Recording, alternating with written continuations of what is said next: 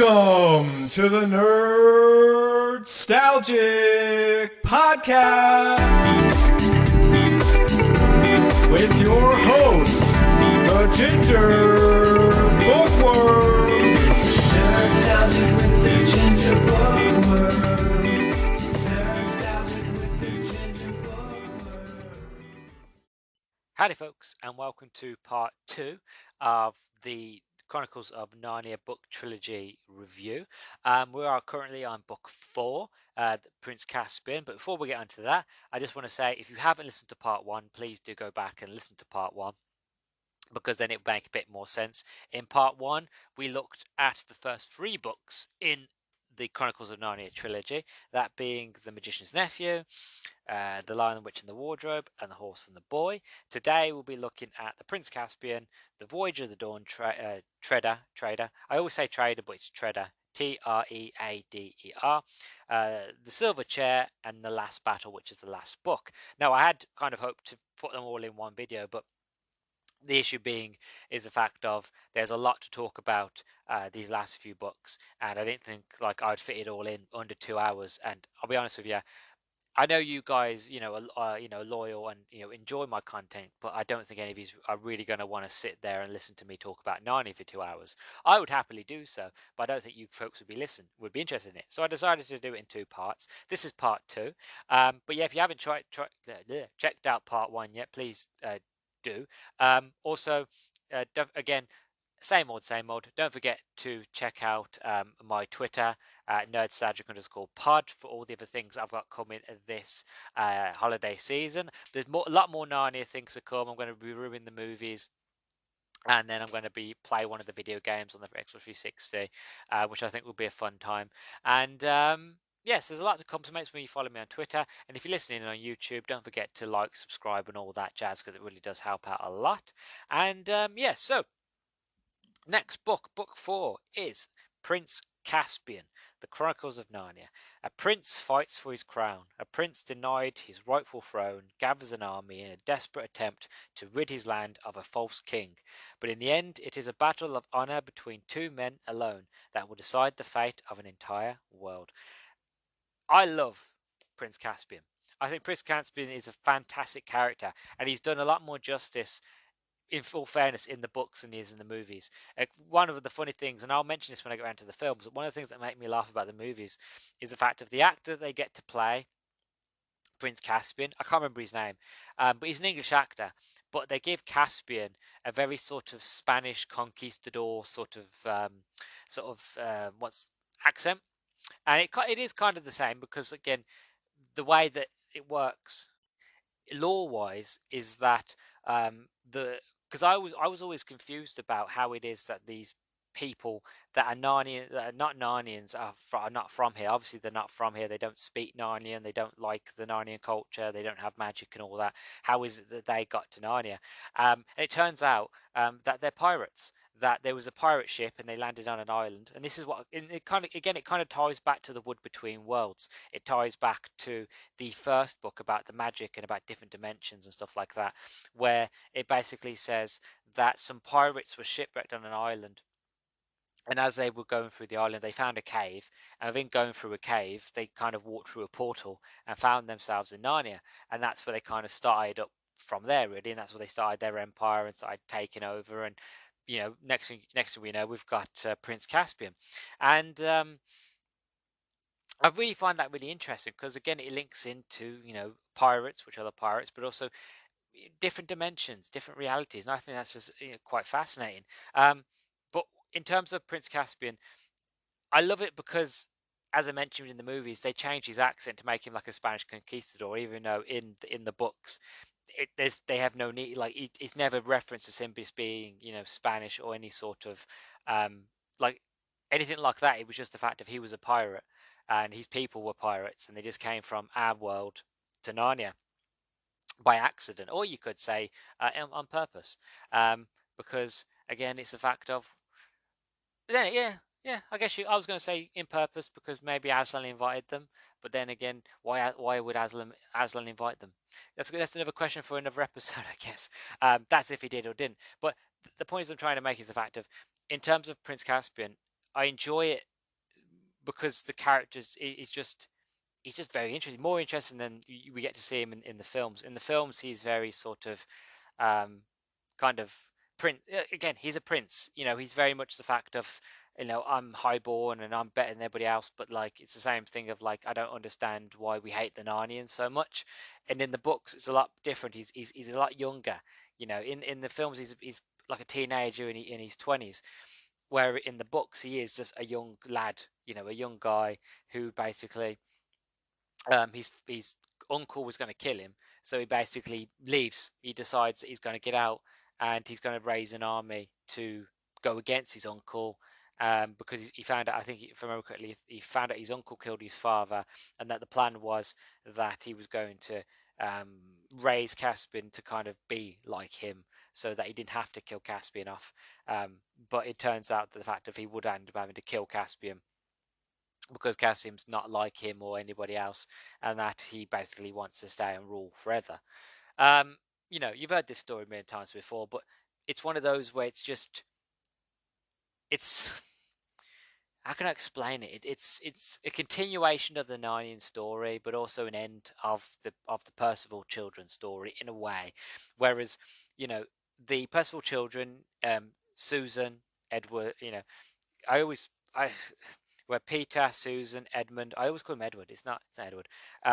Peter, Susan, Edmund, and Lucy, where they're basically coming back to Narnia all together for the last time, for the last battle, the last hurrah, to help Caspian fight it, because Aslan knew that the only way that Caspian was going to get the respect and support of all Narnians if the original kings and queens that they loved and behold came back.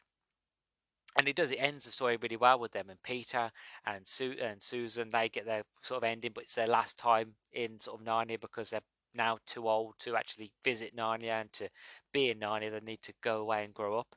But Lucy and Edmund are still quite young, so they can still come back to Narnia, and they do in the Voyage of the Dawn Trader. But again, it starts up the story of Caspian. It's Caspian's story, and Caspian is the new character, is the new leader for the next line of books. And then it kind of still brings the fact of Caspian's the new characters coming in, but we've also got the older characters. We've got their story to end off, but we've also got Lucy and Edmund, and we've got one final story to tell with them in the Dawn Trader. But obviously, we'll get to that when we get there. But I just want to read you a passage, two passages from this book that I really, really enjoy. The first passage is from chapter 1, the first passage you read when you first open the book, and the next one, let me just find my page quickly, is on page 30. Right, so this is chapter 1, The Island. Once there were 4 children whose names were Peter, Susan, Edmund, and Lucy. It has been told in another book called The Lion, Witch, and the Wardrobe how they had a remarkable adventure. They had opened the door of a magical wardrobe and found themselves in a quite different world from ours. And in that different world, they had become kings and queens in a country called Narnia. While they were in Narnia, they seemed to reign for years and years, but when they came back through the door and found themselves in England again, it all seemed to have taken no time at all. At any rate, no one noticed that they had ever been away, and they never told anyone except one very wise grown-up. That had all happened a year ago, and now all 4 of them were sitting on a seat at a railway station with trunks and play boxes piled up around them. They were in fact on their way back to school. They had travelled together as far as this station, which was a junction, and here in a few minutes one train would arrive and take the girls away to one school, and in about half an hour another train would arrive and the boys would go off to another school.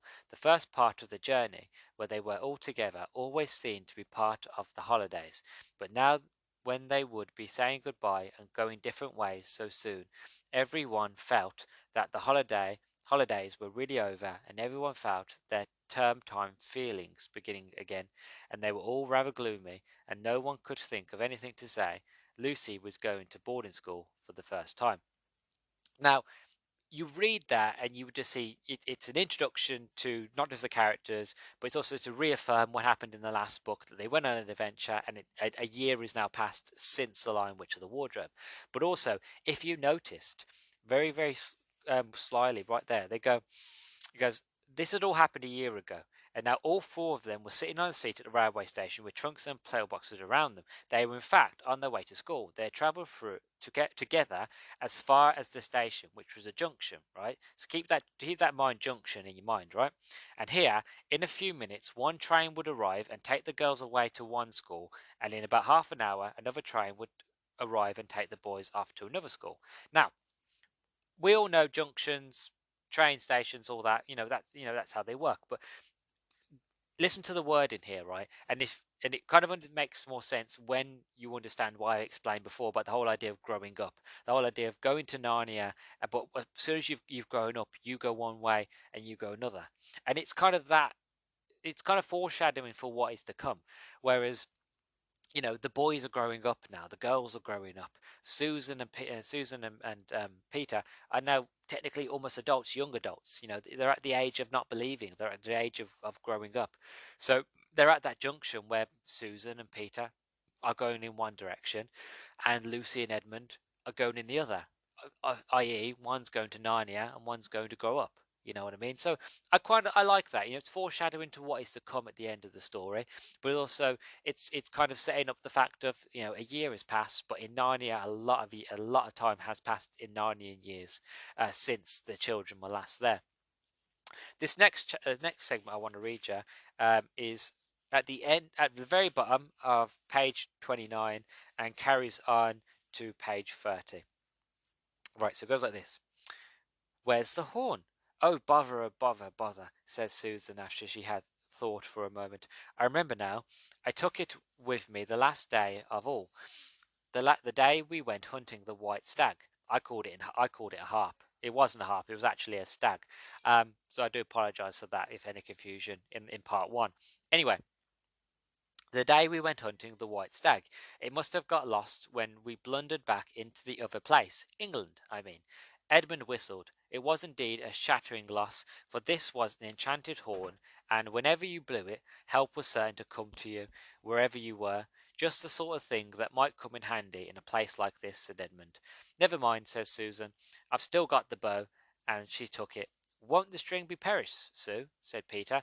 But whether by some magic in the air of the treasure chamber or not, the bow was still in working order. Archery and swimming were the things Susan was good at. In a moment she had bent the bow, and then she gave one little pluck to the string. It twanged, a chirping twang that vibrated through the whole room, and that one small note brought back the old days to the children's minds more than anything that had happened yet. All the battles and hunts and feasts came rushing into their heads together.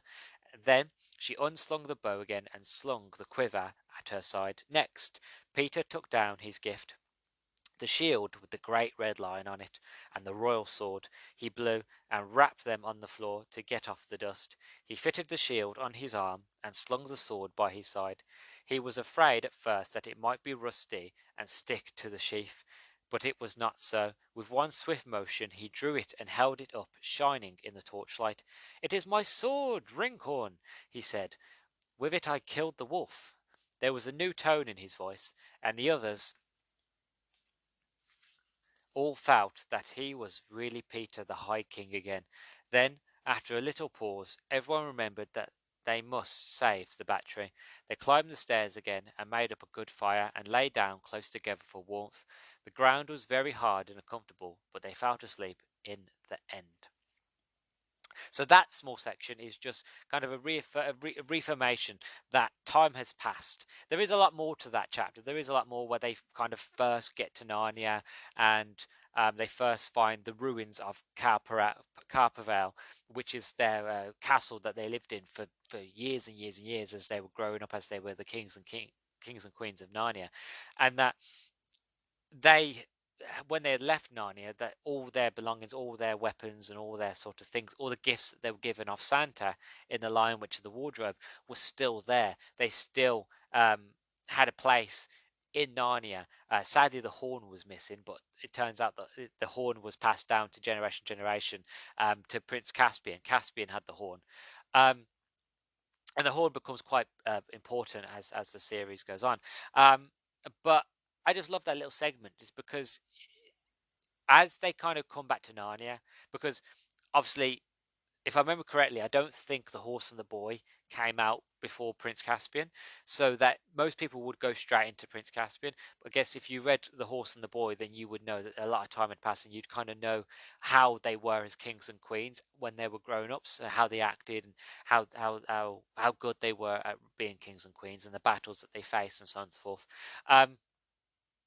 But I just like this chapter because it kind of, you as the audience get to kind of see that time has passed, that years and years have gone on, that the Narnians have never forgotten their old kings and queens of old, but you know, time has moved on, the world has moved on, and we have a new sort of king and queen now, Prince Caspian's family, and you know, Prince Caspian is the rightful heir to the throne.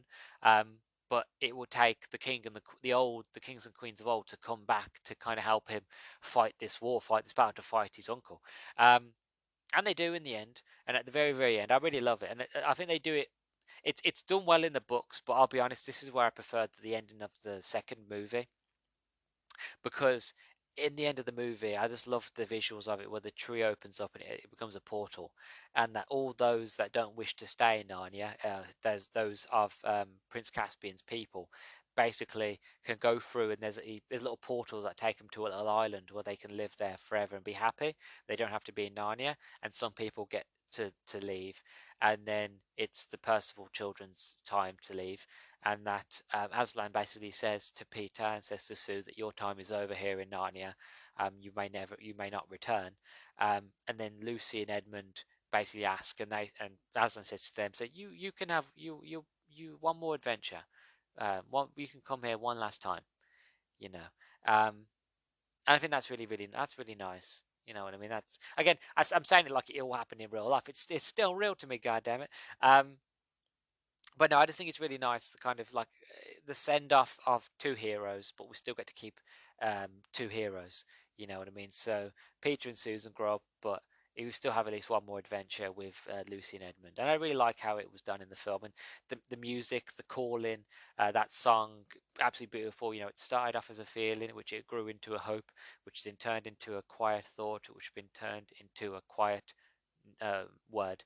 Now that word grew louder and louder till it was a battle cry. You'll come back when they call you. No need to say goodbye. I just think that song is beautiful. I've got it saved on my phone.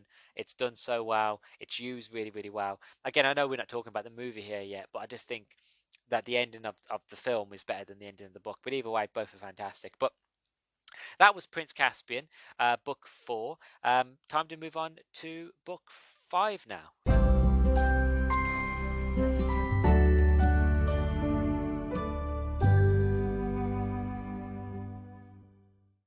Right, so book 5, The Chronicles of Narnia, The Voyage of the Dawn Treader. I always say trader because that's just my dyslexia, just wants to say trader, but it's treader. Well, they don't make it easy for you, these old fashioned writers, do they? To read you the blurb, it goes: A voyage to the very ends of the world. A king and some unexpected companions embark on a voyage that will take them beyond all known lands. As they sail further and farther from charted waters, they discover that their quest is more than they imagined, and that the world's end is only the beginning. Now, this book is quite interesting because it takes you out. You're still in Narnia, but you're not in the land of Narnia. You're not on the actual continent of Narnia. You're traveling out to different islands. And the basic premise of the story is that some time has passed, and now Prince Caspian is now King Caspian. He is now the ruler of Narnia.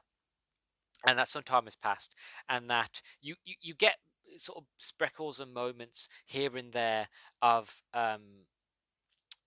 hints of this story in the last book, where basically you learn about Prince Caspian's dad, and that him and the other uncles and other sort of I want to say knights, sort of that sort of thing, kind of travel out to other lands, to other places, to explore the great sort of great seas, great islands. Because again, they're pirates. It's what they do. They want to.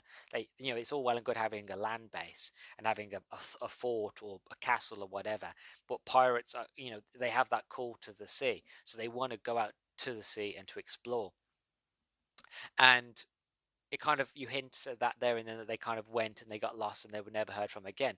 And that with this book, they basically, Prince Caspian goes, well, now that Narnia is in a good stable place, I want to go out and go explore and go find my uncles and my father and stuff like that.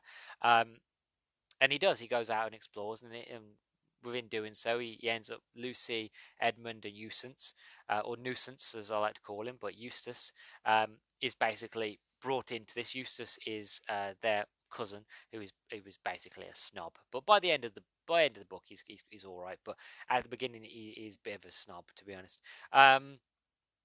They get roped into this story, and they basically go on an adventure and go to different islands. And each island, one island's got a magician on it, who likes playing tricks on people. There's other I think there's another island where there's gold, where it's cursed. um, you know there's other people that are frozen in time, and as they go on, they meet other sort of people. They find one island that's been besieged um, by slavers. Have stolen all the people there. It's really, it is a very, like, not saying all the other books weren't adventure stories, but it is very much an adventure story. It's very much of, we've now left Narnia and we're going to go what's beyond Narnia. Because if you've read The Horse and the Boy, you've read all the other Narnia books, you know how Narnia began. You know the story of the kings and queens of old, Lucy, Edmund, Susan, Peter. Um, you know about their story. The Horse and the Boy, you know about what happened during their reign. You now know the story about Prince Caspian. So we've spent a lot of time in Narnia, what I mean, in the land continent of Narnia. It's time to go away and explore to what's beyond Narnia. It's like saying we've explored all of planet Earth, but it's time now to go to Mars. It's time to go see what's beyond the moon. You know what I mean? And that's what it's kind of like. And obviously, them being pirates, at heart, they want to explore, they want to travel. Um, and I like that. We get run-ins as well. Jadis, the White Queen, she appears in. I forgot to mention, she appears in the last book, and she appears in this one as well. Again, she's never ending. It's the fact with the White Witch; she keeps appearing. Like, you can't kill her. She's always looking for ways to come back, but she's always around. You know. And it's even sort of hinted in the Silver Chair that she might have a daughter. But again, we'll get to that bit when we get there. But I'm going to read you a few passages from here. So I think I've only really got one passage from this one.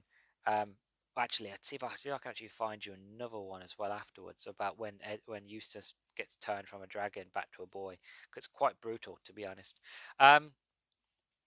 So this one is at the beginning. It's like 11 pages in, and basically it sets up for how Lucy, Edmund, and Eustace got to Narnia again, how they got back. So it goes like this. All right. He turned rather green and tried another look, and then all three children were staring with open mouths. What they were seeing may be hard to believe when you read it in print, but it was almost as hard to believe when you saw it happening. The things in the picture were moving. It didn't look at all like a cinema either. The colours were too real and clean and out of doors for that. Down went the prow of the ship into the waves, and up went a big shock of spray. And then up went the wave behind her, and her stern and her deck became visible for the first time, and then disappeared as the next wave came to meet her, and her bow went up again. At the same moment, an exercise book, which had been lying beside Edmund on the bed, flapped, rose, and sailed through the air to the wall behind him. Lucy felt all her hair whipping around her face as it does on a windy day, and this was a windy day, but the wind was blowing out of the picture towards them, and suddenly, with the wind, came the noises, the swishing of waves, the slap of water against the ship's sides, and the creaking, and the overall high steady roar of air and water. But it was the smell, the wild briny smell, which really convinced Lucy that she was not dreaming. "Stop it!" came Eustace's voice, squeakily with fright and bad temper. "It's some silly trick you two are playing. Stop it. I'll tell Aunt Ba." The other two were much more accustomed to adventure, but just exactly as Eustace Clarence said, "Oh!" they both said, "Oh!" too. The reason was that a great cold salt splash had broke right out of the frame, and they were breathless from the smack of it, besides being wet through.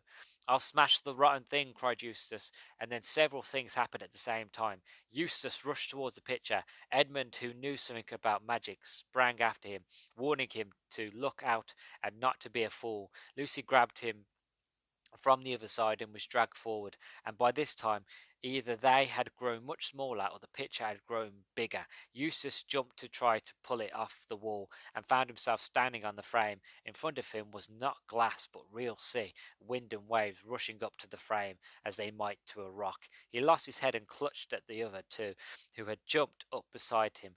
There was a second of struggling and shouting, and just as they thought they had got their balance, a great blue roller surged up round them, swept them off their feet, and drew them down into the sea. Eustace's despairing cry suddenly ended as the water got into his mouth. Lucy thanked her stars that she had worked hard at her swimming last summer term. It is true that she would have got on much better if she had used a slower stroke, and also that the water felt a great deal colder than it had looked while it was only a pitcher. Still she kept her head and kicked her shoes off, and everyone ought to do who falls into deep water in their clothes. She even kept her mouth shut and her eyes open. They were still quite near the ship. She saw its green side towering high above them, and people looking at her from the deck. Then at one might have expected, Eustace clutched at her in a panic, and down they both went. When they came up again, she saw a white figure diving off the ship's side. Edmund was close beside her now, treading water, and had caught the arms of the howling Eustace. Then someone else, whose face was vaguely familiar, slipped an arm under her from the other side. There was a lot of shouting going on from the ship, heads crowding together above the bulwarks. Ropes had been thrown. Edmund and the stranger were fastening ropes around her. I can go on, but I have to stop because I don't really want to get sort of copyright striked. But that familiar figure was Prince Caspian. A very sort of good introduction to the character. There is another chapter that I want to read, but I don't know if I can find it. Hold on, let's have a look at the glossary, at the contents at the front.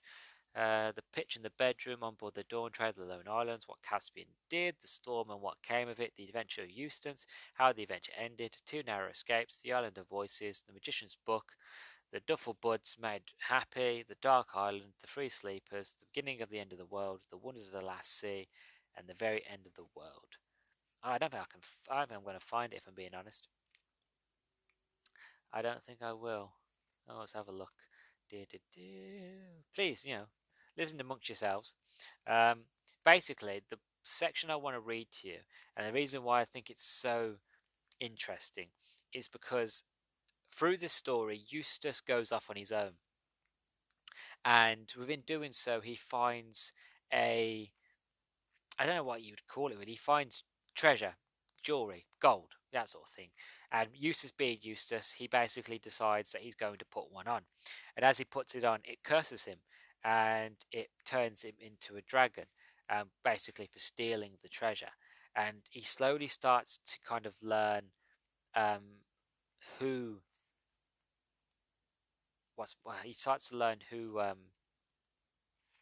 what's what I'm looking for, who Aslan is, the power of Aslan, and the like. But I don't think I can find it here. But when he saw, instead of rising up and blowing up smokes, the dragon retreated. You could almost say it wandered back into the shadows of the bay. No, how it ended. Emperors, dukes, kings, post-astronomers. Oh, he becomes friends with the little mouse as well, which I really, really like. By Jove, so deep, my dear Chaposh. Oh, see, Eustace then becomes a quite decent bloke actually by the end of this as well. He starts off as a nuisance really, but by the end of it, you end up quite liking him. He's actually played by one of my favourite actors as well in the film. I'm not going to find it. That's a shame. But basically, it's a very gruesome and very sort of really graphic sort of description. A lot more graphic than what you'd expect for this sort of series. And basically, once Eustace has learnt his lesson and that he has come to terms with being a dragon and that this is going to be his future from now on, he meets Aslan, and Aslan basically wow. To be honest, this is why I say it's so brutal, because in the movies he kind of breathes on him and he kind of turns back really, and the jewel falls off his arm. Um, in the books, uh, Aslan attacks him, literally claws the skin off his, like literally, and Eustace is screaming in pain as Aslan is ripping and tearing the skin off off of Eustace as a dragon, biting it, eating it, chewing it, pulling it with his claws. And at the end of it, it's kind of like, I'm unwrapping you. He was unwrapping. Eustace is in there, but he's in dragon form. So he basically peels back the layers of the dragon and reveals Eustace once again. He turns Eustace back into a boy. And again, reading it, I'm thinking, this has got pretty dark and gruesome, because it is very gruesome, very graphic, as as he gets as sort of C.S. Lewis describes the fact of that Aslan really tears into him, and I mean properly tears into him physically, with these claws, and bites him and gnaws and eats parts of him as well. And comes back to that question: is Aslan good, or is Aslan bad? Because again, he chased in the horse and the boy. He chased them, scared them. As far as the boy knew, and as far as the horse knew, they're both going to be eaten alive. So again, it's good because it's kind of telling you need to run faster, because if you don't run any faster, you don't get there soon enough. You're not going to beat the army there. And again, it's the same here, but in this one, it's the fact of you've been cursed. You need to learn your lesson. Now you've learned your lesson. I could breathe on you, or I could lick the wound and make the amulet fall off and that sort of thing. But I'm not going to. I'm going to devour you, and I'm going to eat you out of it. I'm going to eat you out of the shell of a dragon, really. And he does, and that's the kind of best way I can explain it. Is like Eustace is the human inside the dragon, and the dragon has to be slaughtered before Eustace can be back to being who he is. And now he's learned his lesson, and afterwards, once he learns his lesson, he actually becomes again somebody you actually quite like. And I quite enjoy his character as well. And again, it sets up his character for the next sort of story to come along, which is the Silver Chair. So that is the Voyage of the Dawn Trader, book 5. Onto the Silver Chair, book 6.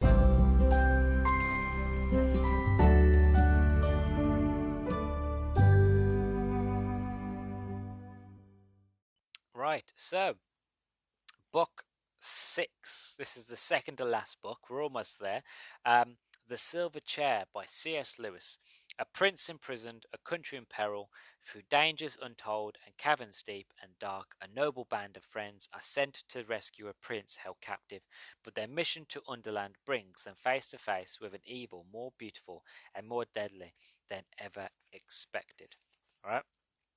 For this one, I'm going to jump straight into the passage for you here. So, chapter 1, Behind the Gym. It was a dull autumn day. Jill Pole was crying behind the gym. She was crying because they had been bullying her. This is not going to be a school story, so I shall say as little as possible about Jill's school, which is not a pleasant subject. It was coeducational, a school for boys, girls, what used to be called a mixed school. Some said it was not nearly so mixed as the minds of the people who ran it. Those people had the idea that boys and girls should be allowed to do what they liked, and unfortunately, what 10 or 15 of the biggest boys and girls liked best was bullying the others. All sorts of things, horrid things, went on, which at an ordinary school would have been found out and stopped in half a term. But at this school, they weren't. Or even if they were, the people who did them were not expelled or punished. The head said they were interesting psychological cases and sent for them and talked to them for hours. And if you knew the right sort of things to say to the head, the main result was that you became rather a favourite than otherwise. That was why Jill Pole was crying on that dull autumn day on the damp little patch which runs between the back of the gym and the shrubbery. And she hadn't nearly finished her cry when a boy came round the corner of the gym whistling with his hands in his pockets. He nearly ran into her. Can't you look where you're going? Said Jill. All right, said the boy. You needn't start. And then he noticed her face. I say, Paul, he said.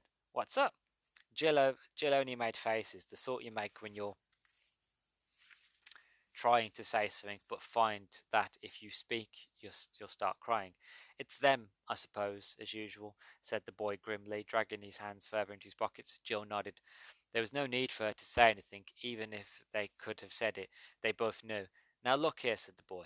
There's no good us all. He meant well, but he did talk rather like someone beginning a lecture. Jill suddenly flew into a temper, which is quite a likely thing to happen if you had been interrupted in a cry. Oh, go away and mind your own business, she said. Nobody asked you to come barging in, did they? And you're a nice person to start telling us what we ought to do, aren't you? I suppose you mean we ought to spend all of our time sucking up to them and currying favour and dancing attendance on them like you do. Oh, law, said the boy, sitting down on the grassy bank of the edge of the shrubbery and very quickly getting up again because the grass was soaking wet. His name, unfortunately, was Eustace Scrub, but he wasn't a bad sort. Poll, he said, is that fair? Have I been doing anything of the sort this term? Didn't I stand up to Carter about the rabbit? And didn't I keep the secret about Sippins under torture too? And didn't I? I don't know. I don't care, sobbed Jill. Scrub saw that she wasn't quite herself yet and very sensibly offered her a peppermint. He had one too. Presently, Jill began to see things in a clearer light. I'm sorry, Scrub, she said presently. I wasn't fair. You have done all that this term. Then wash out last term, if you can, said Eustace. I was a different chap then. I was, gosh, what a little tick I was. And this kind of, I just want to show you that little introduction because it introduces us to Jill Pole, one of our new characters, because obviously at the end of the Voyage of the Dawn Trade, it's Edmund and Lucy are now too old to go back to Narnia. They finally got to the point where Peter and Susan were, and that they're now adults. Now they're young adult age. It's time they've gotten to the age of not believing. It's time to move on. So now we've got Eustace and Jill. They are our new heroes going forward. And it gives introduction to Jill, and it also shows quickly that Eustace is no longer the person he was. That since going to Narnia, he's now a different person. He's a better person. And just quickly there, it shows that he is a better person in general, and that he's a lot kinder and he's less uptight up his own arse, really, which is really, really good. But this story follows on basically not long after the Voyage of the Dawn Trader, that Prince Caspian is now a lot older person, is a lot older king, and if I remember correctly, because it's been a while since I read this one, it all takes place underground, and that I think it's Caspian or Caspian's son. One of them is basically kidnapped by the queen of of the Underland, which is kind of like where all the not hobbits, but where the goblins and stuff like that lived. And I did listen to a conspiracy sort of video online, and again, I don't know if it's true or not, but they made a good case that basically that this giant, this woman, this beautiful queen, this witch, shall we say, is Jadis's daughter. The reason for being is the fact of the way they explained it in the story is that in the magician's nephew, before before she uttered the words that killed her planet and killed her universe, she was pregnant with a child, and that the reason she froze herself in time was not the fact of wanting to what's the word I'm looking for here? Not wanting to save herself, but also save herself and save her unborn child, so that she wouldn't be alone. That if somebody was to come save her, she would have somebody who was still of her people. And during the events of The Magician's Tale and before the events of Lion Witch of the Wardrobe, about 100 years or so sort of pass, probably a bit longer than that. But for a long time, the White Witch, is up in the north, in the mountains, basically learning Narnian magic and sort of getting to become friendly with the giants and stuff like that.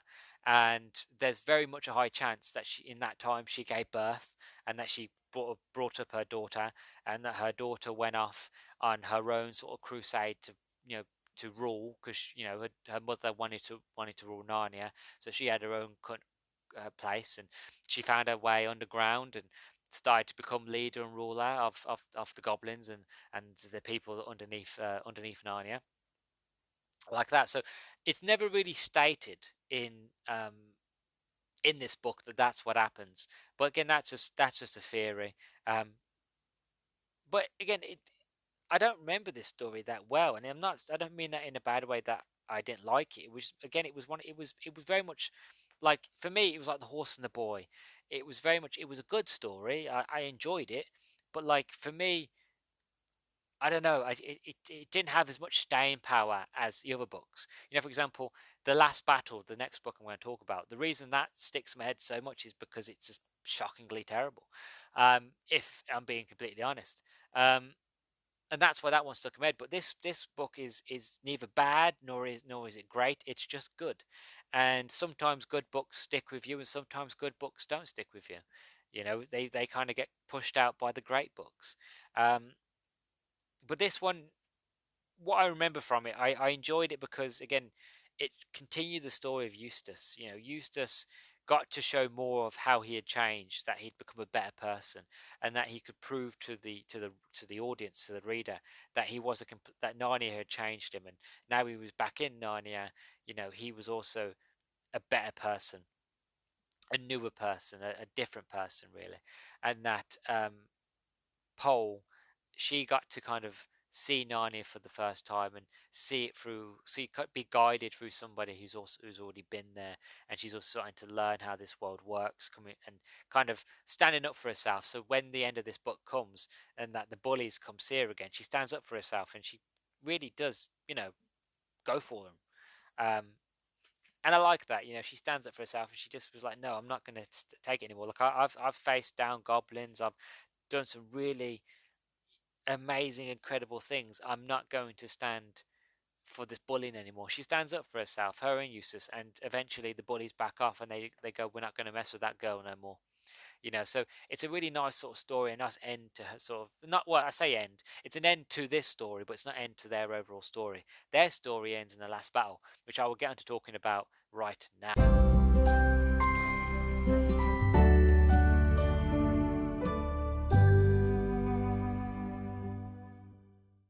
Right, so the final book in the Chronicles of Narnia trilogy is The Last Battle, Book 7.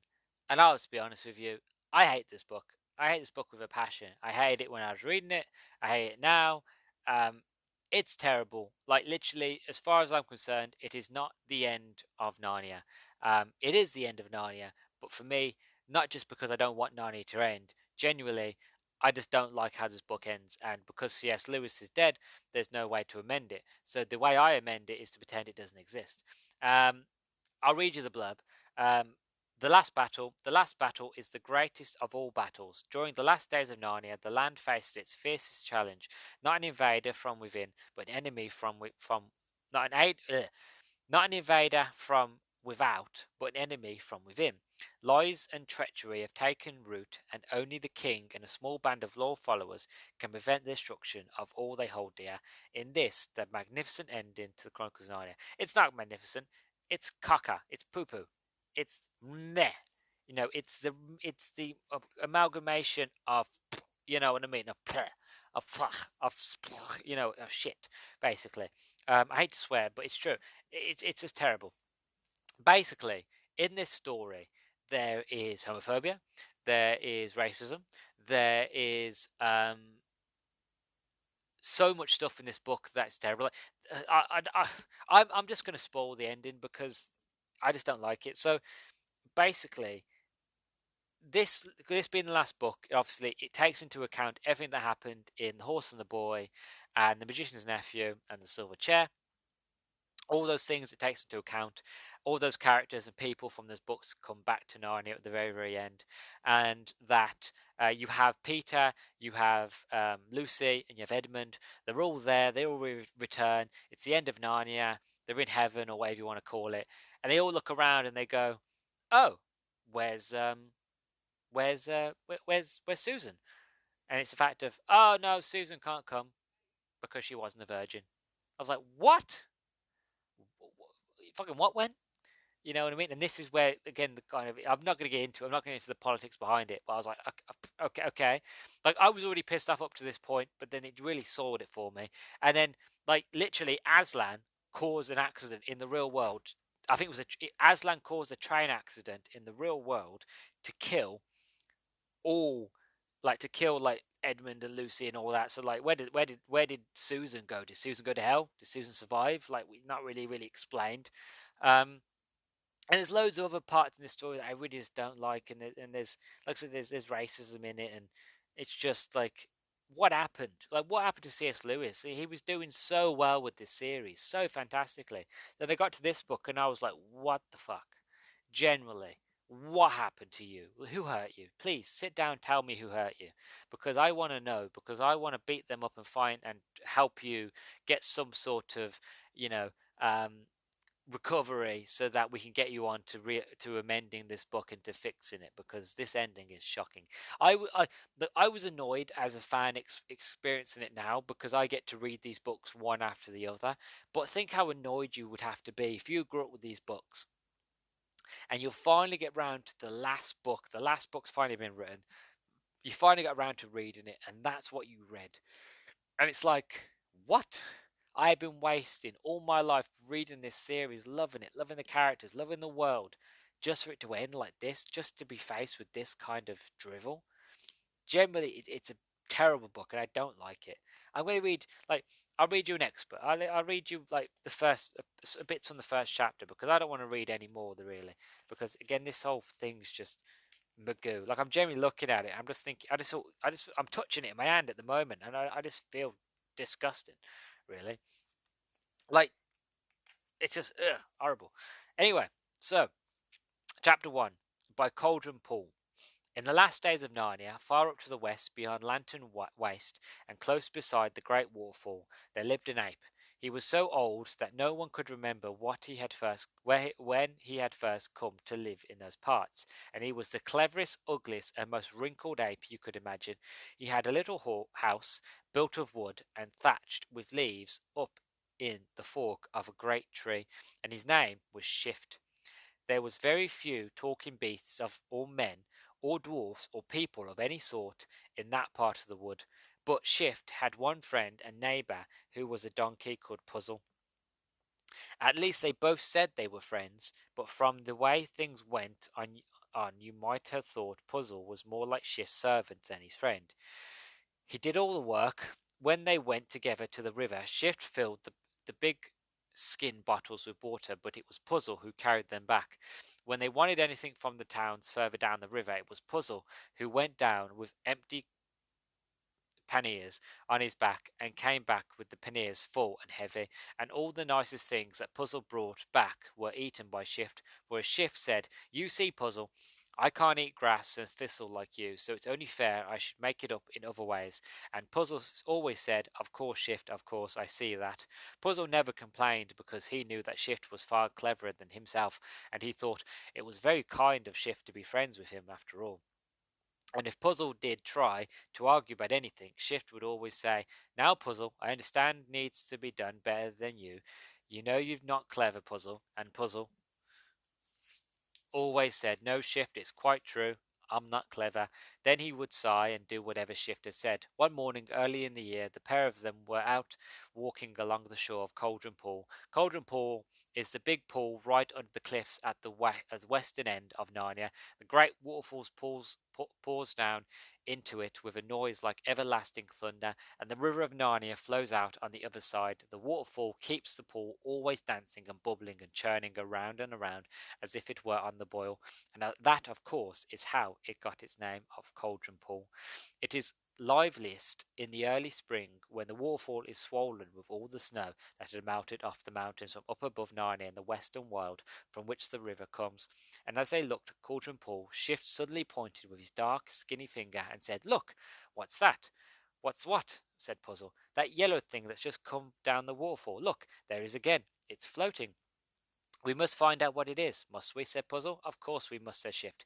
"It may be something useful. Just hop into the pool like a good fellow and fish it out. Then we can have a proper look at it." "Hop into the pool," said Puzzle, twitching his long ears. "Well, how are we to get it if you don't?" said the ape. But But said Puzzle, wouldn't it be better if you went in, because you see it's you who wants to know what it is and I don't much, and you've got hands, you see, and you're as good as a man or a dwarf when it comes to catching hold of things. I've only got hoofs. This chapter goes on for a bit. Basically what they find is Aslan, but yeah, I I don't really want to talk about it much more. It's just terrible. Like it's just bad. And like I mentioned, there's homophobia in it. There's racism in it, and there's just a lot of sort of really sort of bad things. A lot of things in this where this makes me feel. It just makes me feel disgusting. It makes me cringe. Um, whenever I know it exists.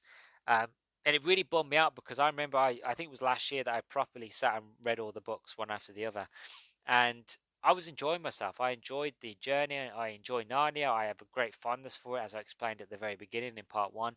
Narnia means a lot to me, and then to get to this book and to read it and to see that like it was just it didn't feel like C.S. Lewis. It felt like somebody who'd read the Narnia books and that C.S. Lewis had passed away, he had died, and that somebody had taken over. Kind of the same with like James Herbert, where he read Dune. He wrote Dune. He wrote loads of Dune books, and then he passed away. And then his son and his son's mate basically carried on the story of Dune, and those books are absolutely shocking. I don't recommend them at all. But that's what it feels like. It just feels like, C.S. Lewis died, but then his son and his son's mate down the pub, I was like, well, I know your dad's work. Well, we can carry on the story. And his son going, yeah, okay then, all right, and then they do, and then they fill it full of tripe and drivel and all loads of nastiness, and it's just like, what went wrong? What happened? We were doing so well, and then this, you know what I mean? Like it's very very disappointing. But that's it. I'm not going to talk about it anymore. I'm going to wrap this up nicely in a nice ending because I don't want to end it on a sour note with me complaining because that wouldn't be very fun, would it, for anybody? So I'm going to end it up nicely, I think. All right.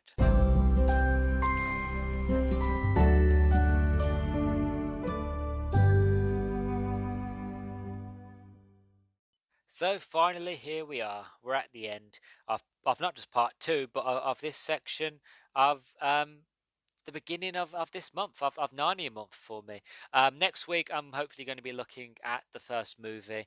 I've got it on DVD, but I've also got it on Disney Plus, so I'm most likely watching it on Disney Plus just for ease of use and hopefully trying to watch it, and get the review out as soon as possible next week. So look forward to that one.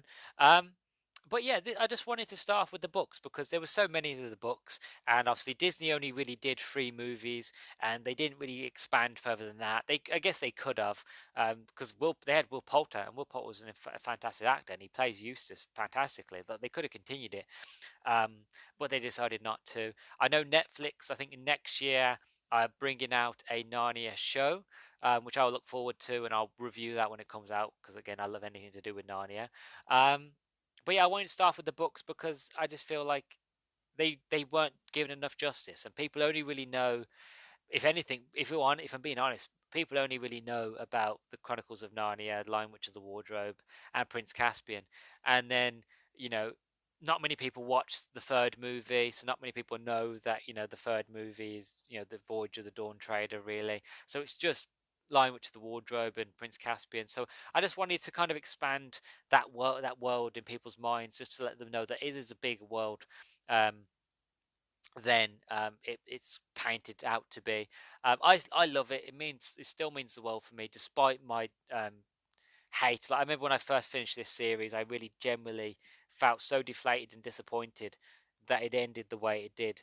And luckily, with time and with hindsight and doing, looking back at these books and doing a bit of research, and I grow to kind of bury that hatchet, and I'm like, yes, I know what I said in the last one that you just heard, because I had to talk about it, because it was part of the series, even though I didn't like it. Um, but I have buried the hatchet on it. I'm no longer as sour as I was. I'm no longer as deflated. I still don't count it as the end, as far as I know, as far as I'm concerned, even that the story for me ends at the silver chair, and that is the end of Narnia. That Narnia never ended, because at the end of the last battle is the end of Narnia. The whole world of Narnia kind of ends, really. It's kind of like Ragnarok, but less sort of violent, but more sort of what, why, how, okay. Who? You know what I mean? And I guess in a way, from starting off with the magician's nephew and then ending with the last battle, I not only got to see the beginning of Narnia as it was being created, and I got to witness the events and the adventures that took place in Narnia, but also, despite not liking the last book, I also got to see Narnia end, and I got to be there when it started, and I got to be there when it ended. I felt like I was Aslan. Like I felt like it was my words. It was me that was reading the page, brought Narnia to life. And it's that feeling that you only really get and you only really understand if you're an avid reader. If you're not somebody who reads books religiously like I do, and like a lot of people do as well, it's not something you could really relate to and understand. But there is a moment to books where you have a feeling that you're the one that's bringing these books to life. And I say it all the time, and I use this quote religiously, really, whenever I talk to people who don't read. I always say to them the fact of, the reason why books are heavy is because of how heavy the worlds are, how heavy the characters are, the stories, the worlds that are inside them. Like you pick up Lord of the Rings and it's heavy, you know what I mean? Because it is a dense book, because that world's huge, that world's heavy. It's the same, with Narnia. And it's always that feeling of the fact of, that world doesn't become real, that world doesn't exist until I read it. And when I start reading, as I start reading the pages, like one thing I love about reading is that it's a drug that's legal. That, again, you won't if you don't read, you won't understand this, but you hallucinate. You generally, if when you get so stuck into a book, you generally hallucinate, and you can see things in your mind, and you can see the characters so vividly in the world, and everything. And it's not until somebody sort of taps you on the shoulder or calls your name that it's like being sucked out of the book. You get sucked down, you're like, whoa, okay, I'm back in the real world again. You know what I mean? And these things do happen. It's kind of hard to explain it. It's one of the things you just kind of have to sit down and do it yourself to kind of really understand what I'm talking about. Um, but yeah, it's a wonderful experience, and it was just nice to kind of be there at the beginning and to kind of be there at the end. But yeah, that's the last thing I wanted to say really about it. Before I wrapped up properly, that I'm still in love with Narnia. Narnia still means a lot to me, and it's true. Whenever somebody shouts the word for Narnia, I get a shiver down my spine. I always will till the day I die. And if I had the opportunity to teleport myself to the world of Narnia to live there, I would. I'd go there for Christmas, and I'd probably want to go there during the summer as well. If I'm being completely honest with myself, but you know, that's never here nor there. You know, now you've finished listening to me talk about the books. Again, what's your opinion? Do you like the books? Do you dislike the books? Did you like this review? Did you not like the review? By all means, please do let me know on Twitter, nerdstalgic_pod. You can hear this podcast on Spotify, on Anchor, Google Podcasts, Amazon Music Podcast. You can find me on Audible. I'm on Audible now. You can also find me on YouTube at the Nerdstalgic Podcast. Please do like, subscribe, and all that jazz. If you're listening on Spotify, don't give me a star rating. If you go to my profile on Spotify, you get given the option of sorry, clicking the stars. When you click the stars, you get given the option between 5 stars and 1 star. 5 stars being the best thing you heard in your life. 1 star is Vogon doing poetry. Kill me now. You know what I mean? So 1, 2, 3, 4, 5. Wherever you feel like is fair. The rating will greatly help, and I really do appreciate it. And yeah, so thank you very much for listening to part 1. Hopefully, and for listening to part 2 now. I have been Luke, your host. You've been listening to the Nerdstalgic podcast, and as always, I appreciate you, and I'll catch you in the next one. All right, guys, see you later.